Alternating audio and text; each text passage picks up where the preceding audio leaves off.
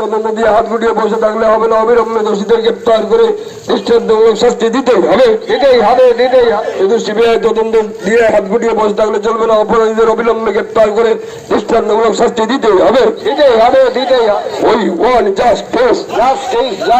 Justice for RG Kar, justice for RG Kar, এই সব মানুষের কিশোর আরজিকর, গ্রামগঞ্জে কিশোর আরজিকর, শহর বাজারে কিশোর আরজিকর।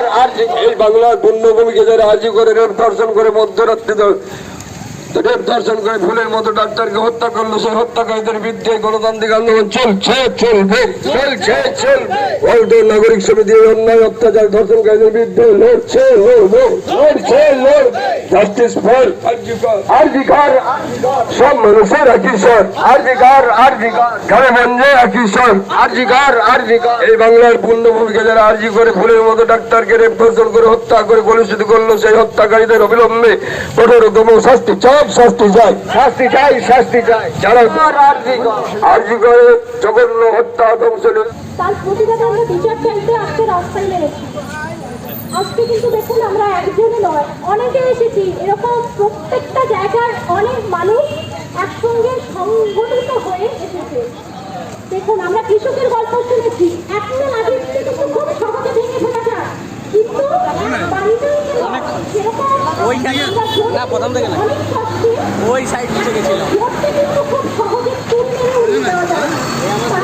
আমাদের সঙ্গে যারা আছেন তাদেরকে তো অবশ্যই ধন্যবাদ, এবং সবাই আরো যারা আছেন প্রত্যেককে একটাই হলো এগিয়ে আসুন। আমরা যত জোর বেঁধে লড়বো তত আমাদেরকে ভেঙে উড়িয়ে দেওয়া যাবে না। সবচেয়ে বড় কথা, এতদিন হয়ে গেল, 9 আগস্ট থেকে আজকে 23 আগস্ট, এখনো অব্দি অপরাধীরা মুখ ফুলিয়ে ঘুরে বেড়াচ্ছে। আমাদের এখনো আরো প্রতিবাদ করতে বাকি। সবাই প্লিজ এগিয়ে আসুন, কারণ আমরা এখন যদি প্রতিবাদ না করি, আমাদের মেয়ে আছে, আমরা আছি, আমরা কোথায় সুরক্ষিত? আমরা তো সুরক্ষিত নয়।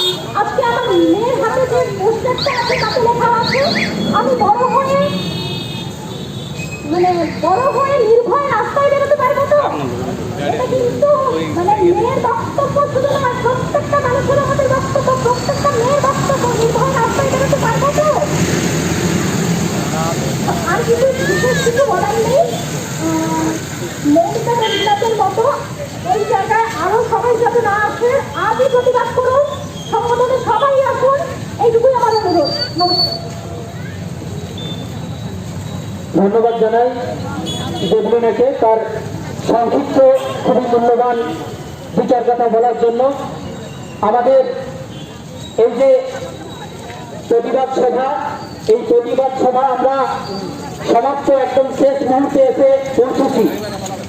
গোয়ালতোড়ের নাগরিক হিসাবে এটুকুই বলার, এই নির্মম যে অত্যাচার হয়েছে, এই আমাদের ঘরের মেয়েকে যেভাবে হত্যা করা হয়েছে, এই নৃশংস হত্যার প্রতিবাদ শুধু একদিন আমরা সে মিছিল করলাম বা কিছু মোমবাতি জ্বালালাম সেইভাবে হবে না। দোষীদের চরম এবং কঠোর দৃষ্টান্তমূলক শাস্তি দিতে হবে, এবং এই দাবিতে গোটা বাংলা, গোটা ভারতবর্ষ,